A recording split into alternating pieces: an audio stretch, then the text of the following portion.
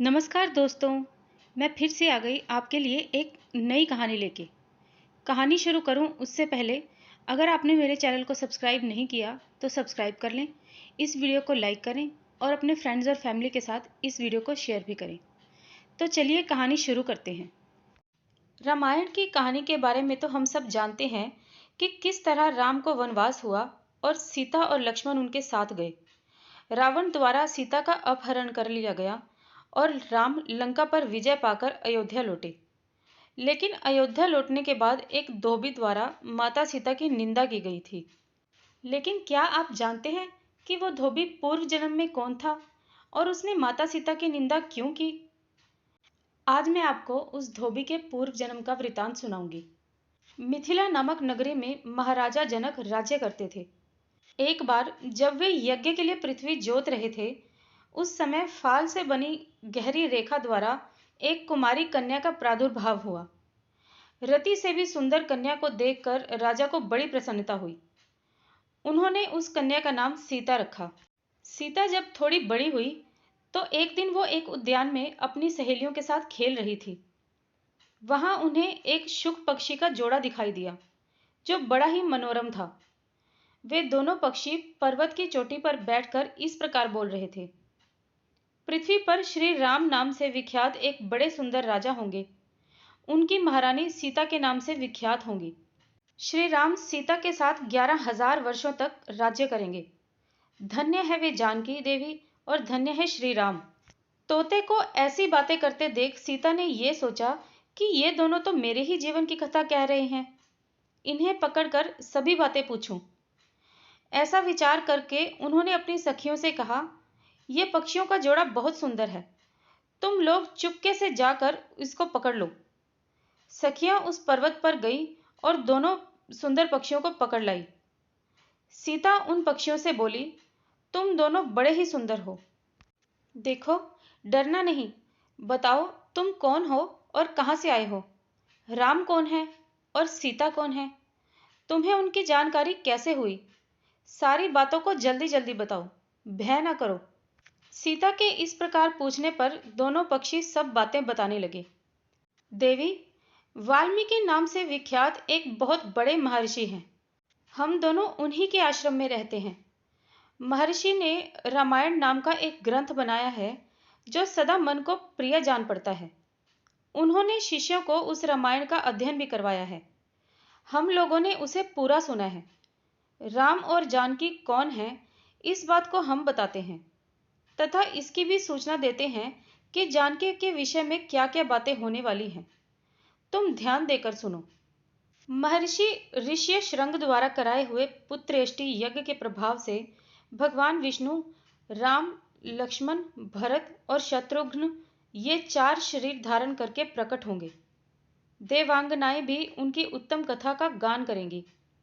श्री राम महर्षि विश्वामित्र के साथ भाई लक्ष्मण सहित हाथ में धनुष लिए मिथिला पधारेंगे। उस समय वे वहां शिव जी के धनुष को तोड़ेंगे और अत्यंत मनोहर रूप वाली सीता को अपनी पत्नी के रूप में ग्रहण करेंगे। और फिर उन्हीं के साथ श्री राम अपने विशाल राज्य का पालन करेंगे। ये तथा और भी बहुत सारी बातें हमें वहां सुनने में आई हैं। सुंदरी, हमने तुम्हें सब कुछ बता दिया।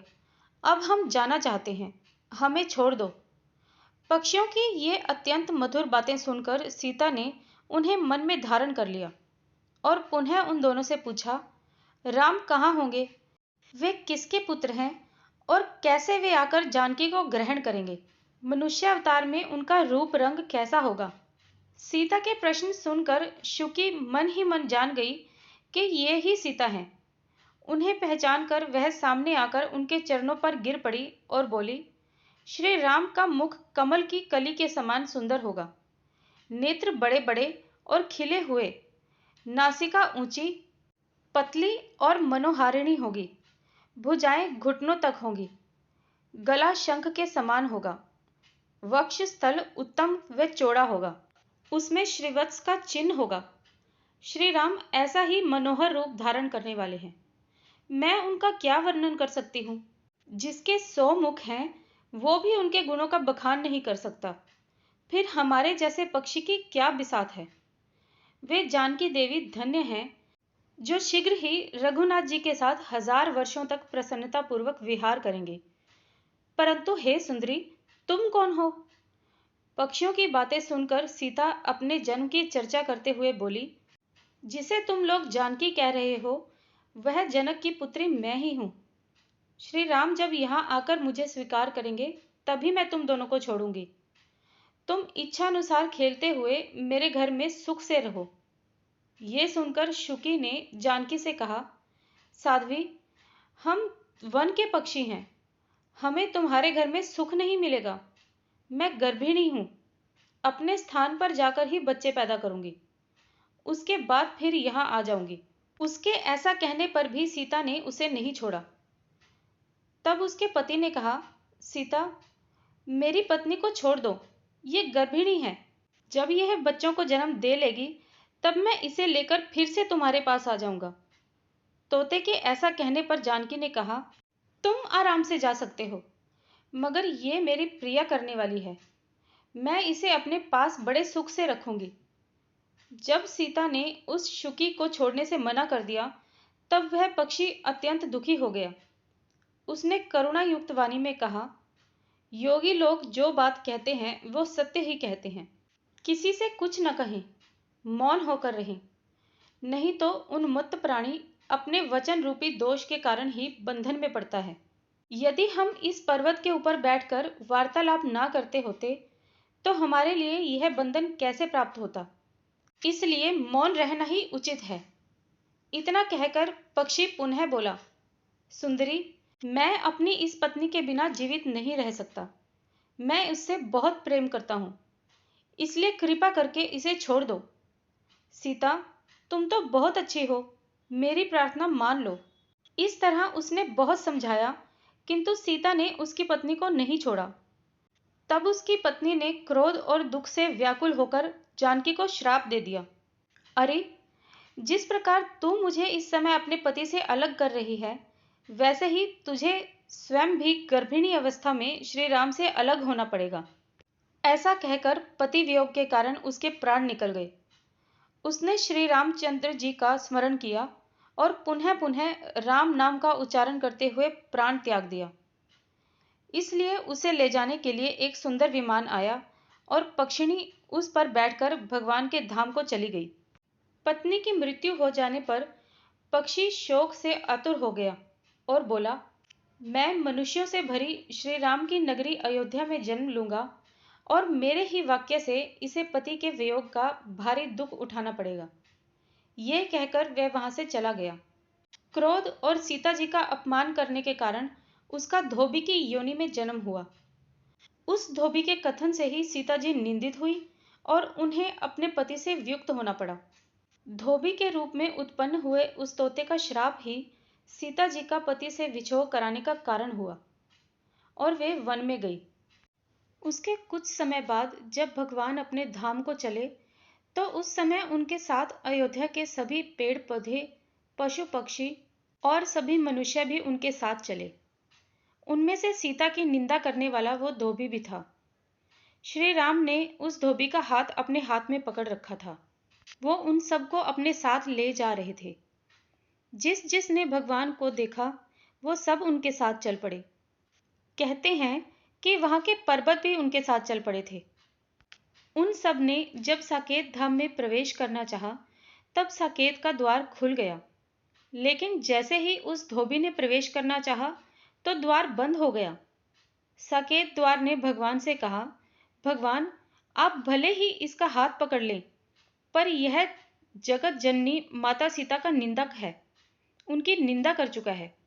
इसका पाप इतना बड़ा है कि मैं इसे साकेत में प्रवेश की अनुमति नहीं दे सकता। जिस समय भगवान सबको साथ लेकर साकेत की ओर चले जा रहे थे, उसी समय देवी देवता भी आकाश मार्ग से देख रहे थे। वो ये जानना चाहते थे कि आखिर माता सीता की निंदा करने वाले पापी धोबी को भगवान कहाँ स्थान दिलाते हैं। भगवान ने द्वार बंद होते ही इधर उधर देखा, तो ब्रह्मा जी ने सोचा कि कहीं भगवान इस पापी को मेरे ब्रह्मलोक में न भेज दें।